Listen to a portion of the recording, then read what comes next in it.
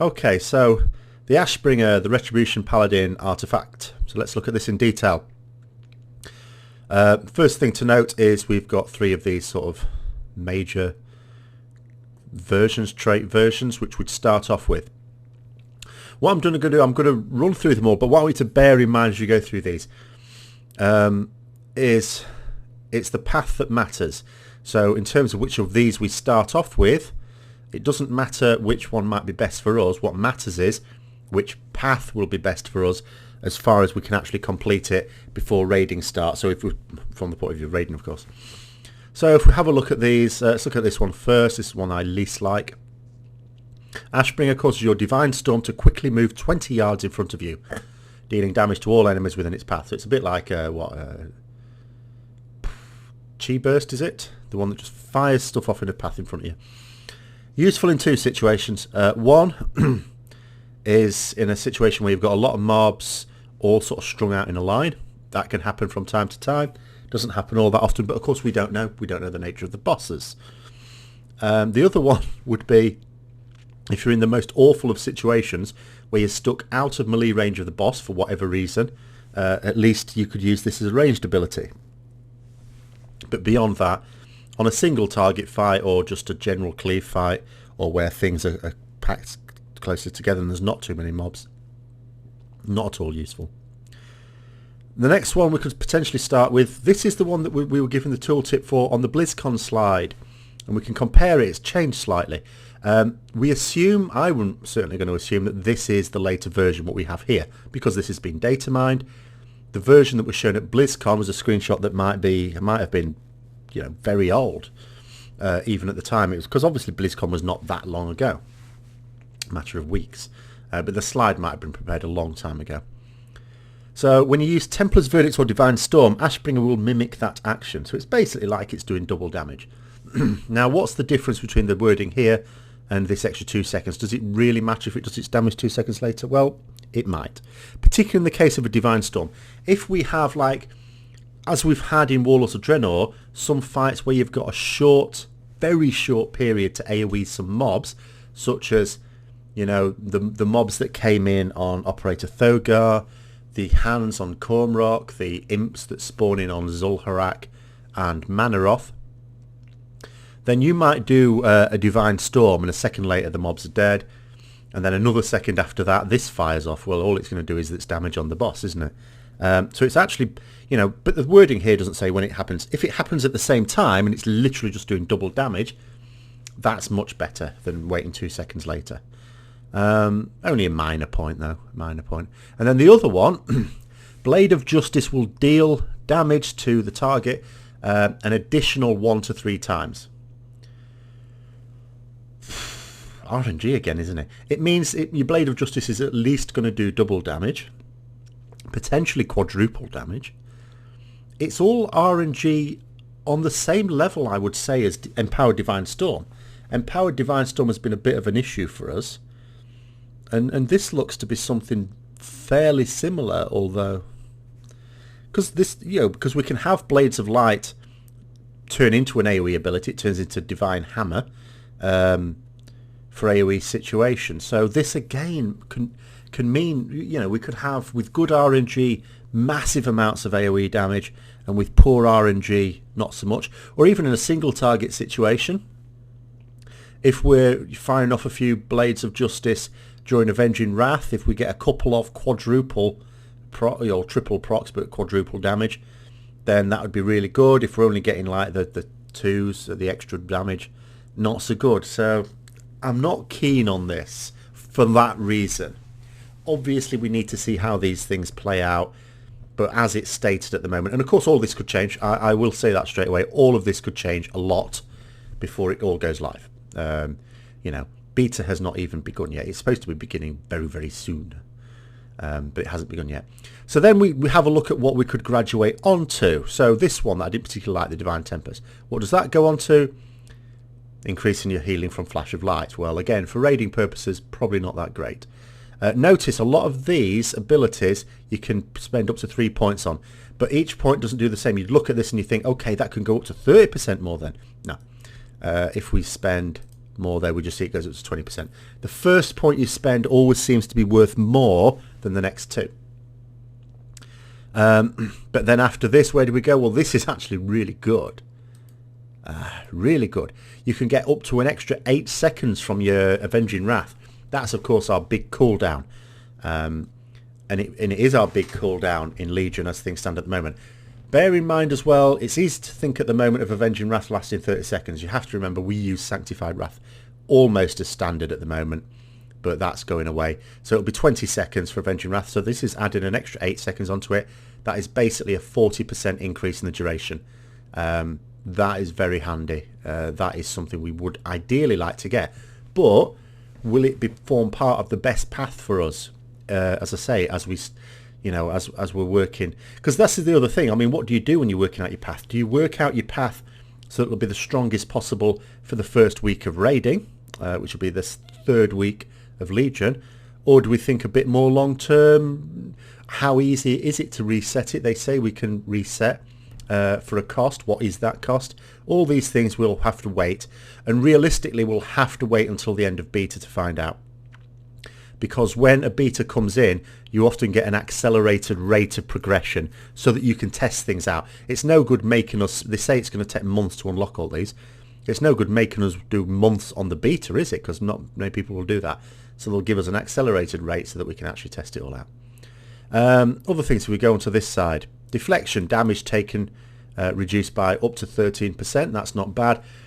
Largely taking the role of what would be now Glyph of Templar's Verdict, because major glyphs are going. So this is our passive damage reduction. Then one that increases the damage of Crusader Strike. We have traits all along here that basically increase the damage of like pretty much all our abilities. If I'm just going to skip across here. So we've got it for Crusader Strike. We've got another one for Blade of Justice. We've got another one for Judgment. We've got another one for Templar's Verdict, and we've got another one for Divine Storm. So we've got it for all our holy power generators and consumers, effectively. We can increase their flat damage by a simple up to 20%. Then let's have a look at some of the other interesting ones. Unbreakable Will. When disabled in combat, so stunned or something like that, I imagine. After so many seconds, it says naught at the moment, we don't know how many seconds. Ashbringer will break you free. More for PvP, you would think, that one. This one is really good though, Forbearance. This is useful for raids. You can get into situations at the moment. Think about the things that cause Forbearance. You've got Lay on Hands, Bubble, and Blessing of Protection. Now, there's a couple of benefits to this. One, it allows you to bubble yourself, and then immediately after it use or Blessing of Protection as it will be. We used to be able to do that in vanilla. I think Forbearance appeared during vanilla, but in 2006, so the game had been out for a good amount of time before that appeared. And you were sometimes able to do like Divine Shield for so many seconds, and then Blessing of Protection, and you could get a good amount of invulnerability to physical attacks out of that, and it will allow you to do the same thing again. The other thing you can do with this, sometimes you get into a situation where you're taking very heavy damage and you have a decision to make. You think to yourself, okay, I've taken a right load of damage, but I think I'm past the worst of it, so I'll just use Lay on Hands, and that way I've got Bubble for later. Or, because bear in mind, the talent we have at the moment to reduce our Divine Shield cooldown by half is not there at the moment, certainly at the moment as it looks in Legion. So it'll be our 5-minute cooldown. Or sometimes you might think to yourself, okay, I want to use Bubble now because there's still more damage coming in. I'll make myself invulnerable, and it gives the healer a few seconds to heal me up. But then maybe at the end of that you didn't get healed up because they're higher priority targets or whatever. And you think, oh shit, I'm still on low health. And you can't do the other one because you've got Forbearance. If you've made a poor decision, even if it was only a poor decision in hindsight, you can't then just simply apply the other one to deal with the situation because you've got Forbearance. So if you've got no Forbearance, you can free to do what you want. You can apply Bubble followed by Lay on Hands, or the other way around more likely. No problem. This one down here, Divine Storm now heals allies for whatever. This is like Divine Storm used to be when it was first introduced. This is your Wrath Divine Storm. How much healing it will do, I do not know. I imagine it's relative. I mean, it's no good being simply token amount of healing, otherwise why would you spend a point on it? unless you needed it to get to follow a path. At the same time, it's not like to be significant. I can't imagine a situation whereby in single target mode you would use Divine Storm because it provides a significant amount of healing in a high damage situation. But that would be interesting utility if it did do that, but I'm not sure it will. But again, we don't know. We'll have to see. Up here, Judgment has a particular chance to cause 4 weapons of the light to smash your target, each dealing so much damage. I'm not entirely sure why it's saying 4 weapons of the light, because Weapon of the Light is not, as far as I know, an ability that we get from anything else. So why doesn't it just do a Weapon of the Light, which smashes your target for like quadruple whatever the individual damages are? But anyway, it doesn't matter. The fact of the matter is it's empowering your Judgment, which already we need to keep using because it provides a debuff on the target, which means it will take extra damage from our attacks. And then this just means it potentially hits like a truck as well. We don't know how much. It says smash your target. That implies a decent amount of damage. So maybe it's making Judgment a fairly hard hitting ability. And then finally down here we've got our Hand of... Well, of course, tidy it up. It'll be Blessing of Protection. Reduce it by 40 seconds. Do we really care about that? It's a 5-minute cooldown. It's going to change it to like 4 minutes 20 seconds. Do we care? No, we don't. I cannot think of any... I mean, this is pointless. Utterly pointless. But we might have to take it because what you notice is a lot of the things that just flat out buff our damage dealing abilities, so Crusader Stroke by 20%, this by 20%, and that by 20%, that by blah, blah, blah, everything by 20%. Most of them are at this end. All right, Crusader Strike's sort of out on its own there. Most of them at this end. So that might mean we want to go through this one and go that way. I mean, out of these 3, this is the one that looks the most interesting to me and the most damaging, because this is straight up doubling the damage from our already what are hopefully going to be powerful finishers, Holy Power consumers. This one looks powerful and could be, but it's unpredictable. But it could well be. But if you start with this one, you've got no choice in the matter. I mean, with all of these, there's a set path to start you off. You only branch out after a little while. So here we go down to here, and then we've got to go to there by the looks of it, and then we can branch out. And this is like 3 of the worst wasted. But I mean, this is as much of a waste as this. Maybe not as much, but pretty close.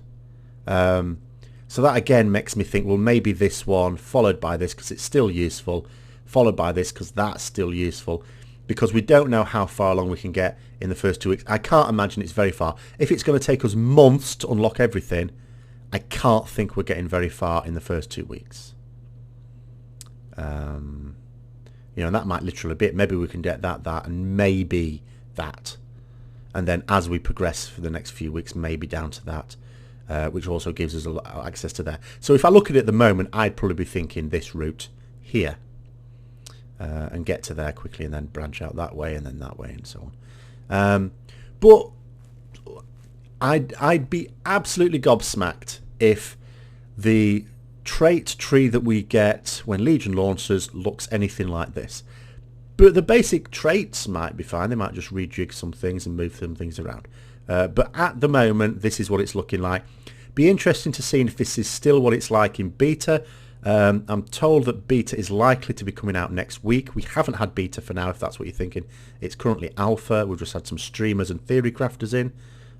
So beta itself is going out next week, I'm told. But there's been no announcement of it, no official announcement. And it might only be a small wave as well, so there's no guarantee I'd be in it. But hopefully someone will be in it who can feed back as to exactly how these are working in practice. So that's it for now. There'll be a couple of other Paladin, Retribution Paladin rated videos coming out this weekend. But until then, I'll see you later.